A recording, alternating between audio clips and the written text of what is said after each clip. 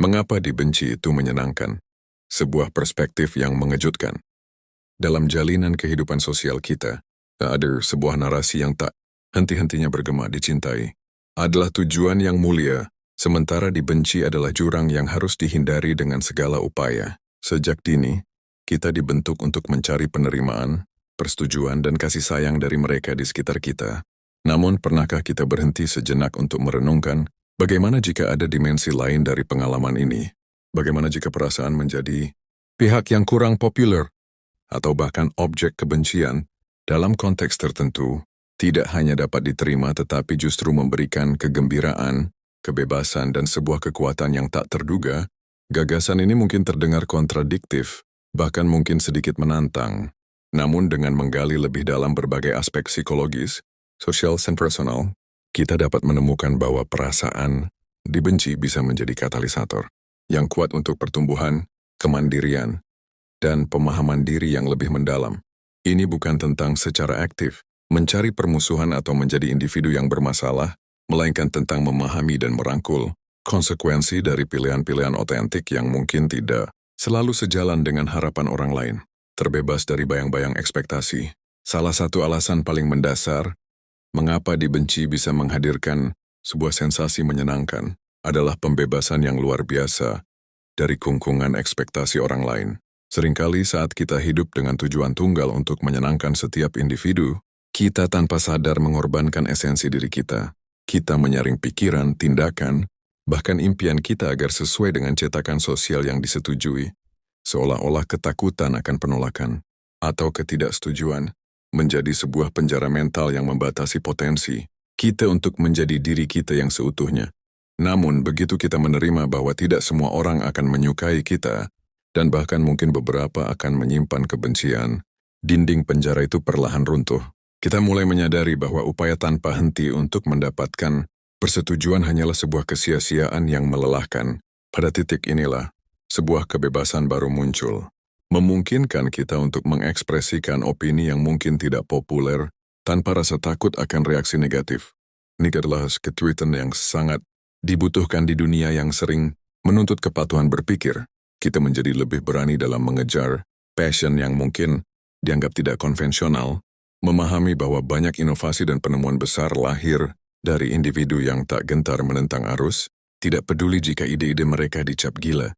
Lebih dari itu, kita menemukan kekuatan untuk hidup sesuai dengan nilai-nilai pribadi kita, mengukur nilai diri bukan lagi dari standar eksternal, melainkan dari kompas internal integritas.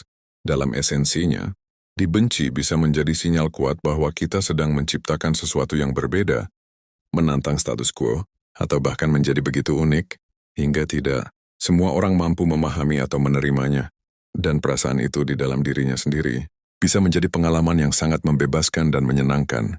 Menemukan kekuatan dalam ketidaksetujuan mungkin terdengar paradoks, namun kebencian atau ketidaksetujuan dari orang lain justru dapat menjelma menjadi sumber kekuatan dan validasi internal yang mengejutkan. Ketika seseorang membenci Anda karena keyakinan atau prinsip yang Anda pegang teguh, itu seringkali berarti Anda berdiri kokoh pada apa yang Anda yakini. Ini memperkuat komitmen Anda terhadap nilai-nilai inti Anda, seolah-olah kebencian dari luar berfungsi sebagai cermin yang memantulkan kembali integritas dan keteguhan Anda. Secara tak langsung, orang-orang yang menyimpan kebencian terhadap Anda karena Anda menjadi diri sendiri, justru secara otomatis menyingkirkan diri mereka dari lingkaran Anda. Ini adalah sebuah proses pemurnian yang sehat, di mana lingkaran sosial Anda menjadi lebih kecil namun jauh, lebih tulus dan suportif. Anda akan menemukan diri Anda dikelilingi oleh individu-individu yang menghargai Anda apa adanya, bukan karena apa yang mereka inginkan Anda menjadi. Selain itu, menghadapi kebencian secara langsung adalah latihan yang tak ternilai dalam membangun resiliensi mental. Anda belajar untuk tidak terpengaruh oleh kritik yang tidak konstruktif, membedakan antara umpan balik yang valid dan serangan pribadi yang tidak berdasar. Setiap kali Anda berdiri teguh di hadapan kebencian, Anda akan merasa lebih kuat, lebih tebal kulit, dan lebih siap untuk menghadapi tantangan di masa depan. Seringkali, kebencian yang kita terima bukanlah tentang siapa kita, melainkan tentang orang yang membenci itu sendiri cerminan dari kecemburuan, ketidakamanan atau ketidakmampuan mereka untuk menerima perbedaan. Memahami nuansa ini membebaskan kita dari beban emosional yang tidak perlu, sebuah identitas yang jelas dan tegas. Ketika seseorang menjadi objek kebencian, atau setidaknya ketidaksetujuan yang kuat dari beberapa pihak, itu seringkali menandakan bahwa individu tersebut telah mengukir identitas yang jelas dan terdefinisi. Anda bukan lagi bayangan yang berusaha cocok di mana-mana. Anda memiliki sudut, warna, dan fitur yang berbeda. Ironisnya, semakin jelas identitas Anda, bahkan jika itu memecah belah, semakin mudah bagi orang-orang yang benar-benar cocok dengan Anda untuk menemukan Anda. Anda menjadi magnet bagi mereka yang berbagi nilai, minat atau pandangan dunia yang serupa. Ini menarik pengikut yang setia dan teman sejati, karena Anda telah menyatakan dengan tegas siapa Anda. Dengan identitas yang kuat, tujuan Anda menjadi lebih gamblang. Kritik dan kebencian dari luar justru dapat berfungsi sebagai pengingat konstan tentang mengapa Anda melakukan apa yang Anda lakukan, memperkuat fokus Anda dan mencegah Anda menyimpang dari jalur. Proses di mana orang lain bereaksi negatif terhadap Anda juga dapat memicu refleksi diri yang esensial. Mengapa reaksi mereka demikian? Apakah ada kebenaran dalam kritik mereka yang bisa menjadi peluang untuk pertumbuhan? Atau apakah itu hanya cerminan dari perbedaan fundamental? Proses ini membantu Anda memahami diri sendiri dengan lebih mendalam, termasuk kekuatan dan kelemahan Anda. Di tengah dunia yang semakin homogen, memiliki identitas yang kuat dan unik, meskipun mengundang kebencian dari beberapa orang adalah sebuah tanda, keberanian dan individualitas, dan keberanian untuk menjadi diri sendiri adalah sesuatu yang layak untuk dirayakan. Katalisator untuk pertumbuhan dan inovasi, kebencian, atau setidaknya ketidaksetujuan yang kuat, seringkali menjadi katalisator yang ampuh untuk pertumbuhan pribadi dan bahkan inovasi sosial. Meskipun banyak kebencian tidak berdasar, terkadang di dalamnya terselip sedikit kebenaran. Orang-orang yang tidak menyukai Anda mungkin secara tidak langsung menyoroti kekurangan atau area yang perlu ditingkatkan, yang tidak akan Anda sadari sebaliknya. Meskipun disampaikan dengan cara yang tidak menyenangkan, informasi ini dapat digunakan untuk perbaikan diri, memaksa Anda untuk secara kritis memeriksa tindakan dan motivasi Anda. Sepanjang sejarah, banyak inovator, seniman, dan pemikir yang paling berpengaruh awalnya dibenci atau diejek karena ide-ide revolusioner mereka. Dari Galileo hingga seniman avant-garde, kebencian terhadap hal baru dan berbeda seringkali menjadi prediktor kuat dari dampak masa depan. Jika tidak ada yang membenci ide Anda, mungkin ide itu belum cukup berani atau orisinal. Bagi sebagian orang, kebencian dapat menjadi bahan bakar. Kritik dan penolakan dapat memicu tekad untuk membuktikan bahwa para pembenci itu salah, menjadi dorongan yang kuat untuk bekerja lebih keras, mencapai lebih banyak, dan melampaui ekspektasi. Pikirkan tentang startup disruptif yang awalnya diolok-olok oleh industri mapan, atau seniman yang karyanya dianggap provokatif dan tidak senonoh sebelum akhirnya diakui sebagai mahakarya. Kebencian yang mereka terima seringkali adalah tanda bahwa mereka berada di jalur yang benar, menuju sesuatu yang benar-benar baru dan penting. Kenyamanan menjadi underdog. Ada sebuah kenyamanan, bahkan kesenangan tertentu, dalam merangkul peran sebagai underdog atau pihak yang tidak populer. Ketika Anda tidak diharapkan untuk menjadi yang teratas atau yang paling disukai, tekanan untuk tampil sempurna akan berkurang secara signifikan. Anda diberikan kebebasan untuk bereksperimen, untuk gagal, dan untuk belajar tanpa pengawasan ketat atau harapan yang tidak realistis. Perasaan dibenci oleh mayoritas atau pihak yang mapan justru dapat menciptakan ikatan yang kuat dengan individu lain yang juga merasa diasingkan atau tidak dipahami. Ini bisa menjadi fondasi bagi komunitas yang erat dan suportif.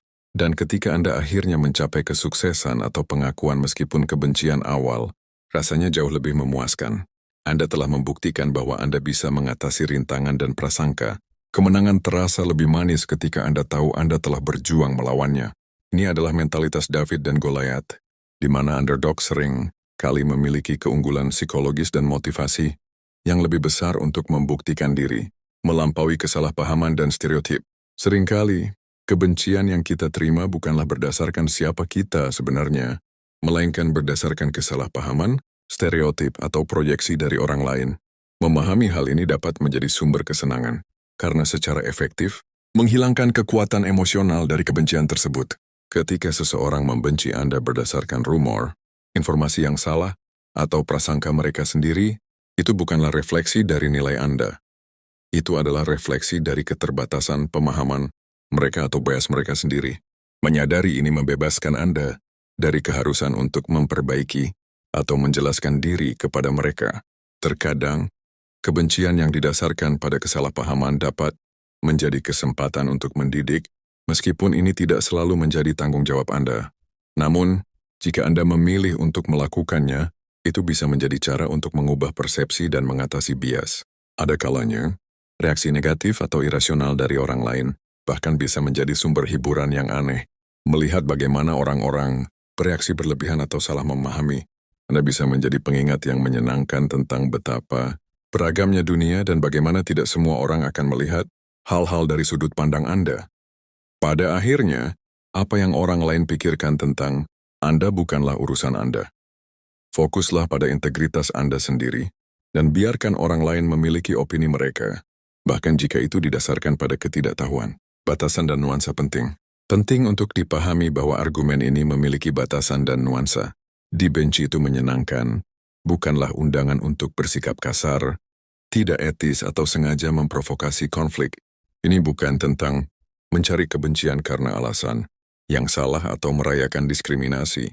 Konsep ini berlaku ketika kebencian yang diterima adalah konsekuensi dari keaslian. Anda adalah diri Anda sendiri tanpa filter, dan beberapa orang tidak menyukainya. Integritas Anda berpegang teguh pada prinsip-prinsip Anda, bahkan jika itu tidak populer. Inovasi Anda berani berpikir berbeda dan menantang status quo, atau perbedaan Anda merayakan keunikan Anda, dan beberapa orang merasa takut atau tidak nyaman dengan hal itu. Ini tidak berlaku untuk situasi di mana Anda adalah sumber kebencian karena tindakan yang merugikan, tidak etis atau kejam. Dalam kasus tersebut, kebencian adalah indikator yang valid bahwa perilaku Anda perlu diubah dan bukan sumber kesenangan. Sebuah kesimpulan merangkul otentisitas. Pada akhirnya, gagasan bahwa dibenci itu bisa menyenangkan adalah sebuah ajakan untuk merangkul otentisitas dan kekuatan batin Anda. Ini adalah pengingat bahwa validasi sejati berasal dari dalam, bukan dari sumber eksternal. Ketika kita melepaskan kebutuhan akan persetujuan universal, kita membuka diri terhadap kebebasan yang luar biasa untuk menjadi diri kita yang sebenarnya, tanpa beban dan tanpa penyesalan. Meskipun mungkin tidak selalu terasa menyenangkan dalam setiap momennya, pengalaman dibenci dapat berfungsi sebagai pembersih yang menyingkirkan hubungan dan ekspektasi yang tidak sehat, sebagai penguat yang membangun resiliensi dan keyakinan diri, sebagai pemandu yang menjelaskan identitas dan tujuan kita, dan sebagai katalisator yang mendorong pertumbuhan serta inovasi. Jadi lain kali Anda merasa tidak disukai atau bahkan dibenci karena Anda menjadi diri Anda sendiri, mungkin ada baiknya untuk mengubah perspektif Anda. Mungkin itu bukanlah kutukan, melainkan sebuah berkah tersembunyi. Mungkin itu adalah tanda bahwa Anda sedang menjalani hidup dengan keberanian, otentisitas, dan secara fundamental menyenangkan. Dan itu dalam dirinya sendiri adalah sumber kesenangan yang mendalam. Oke bro, itu tadi materi kita kali ini. Semoga ada sesuatu yang bisa lo ambil dan langsung lo terapkan. Ingat, perubahan itu dimulai dari satu langkah kecil, dan yang paling penting adalah konsisten. Jangan lupa subscribe Materi Pria biar lo nggak ketinggalan update terbaru, like videonya kalau lo suka, dan share ke teman-teman lo yang juga butuh dorongan. Punya pertanyaan atau topik yang pengen kita bahas? Tulis di kolom komentar ya. Sampai jumpa di video selanjutnya bro. Tetap semangat, tetap jadi pria berkualitas. Inilah Materi Pria,